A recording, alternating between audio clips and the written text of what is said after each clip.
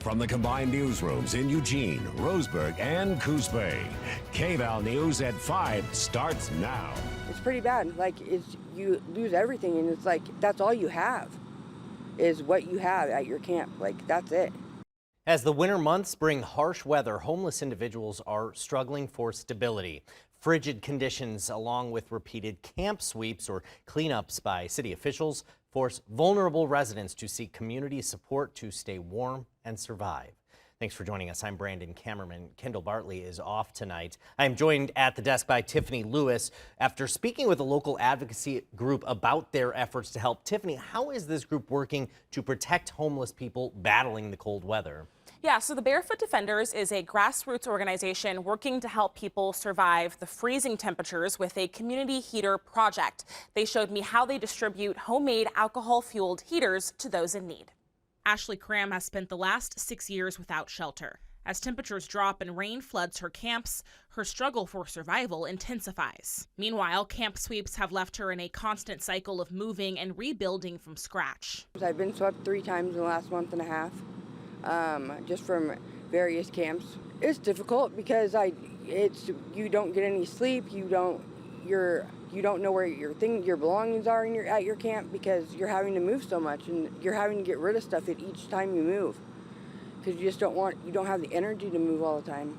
The city says a person may be swept several times if they continue to violate camping rules in parks or public right-of-ways. And it's not uncommon for city parks workers to encounter the same person on a regular basis. Ashley says she relies on community support to stay warm, including blankets, hoodies, and recently a coil heater from outreach workers. To help address this need, the Barefoot Defenders, a grassroots organization, is collecting supplies and donations for a community heater project in direct response to a number of sweeps that took place this summer, leaving more than 200 people without their makeshift fireplaces.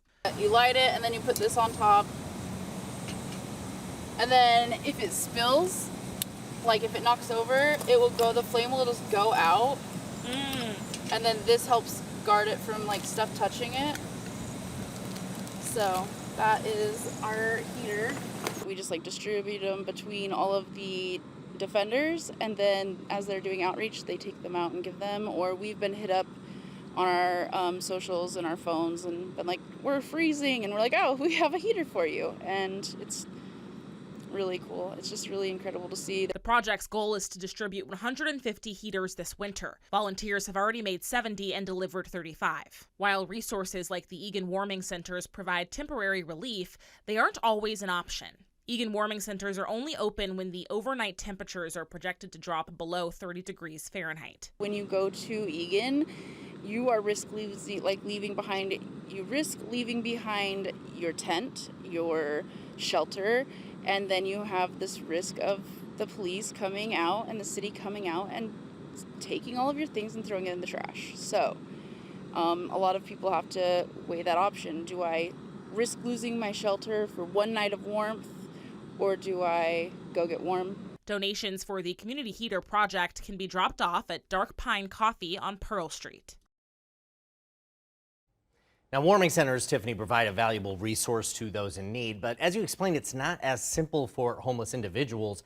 How did Ashley explain why she struggles to go to warming centers when it does get cold? Yeah, so Ashley says that most people don't truly understand how traumatizing the experience of being homeless is and how it creates a lot of severe anxiety and depression for homeless people.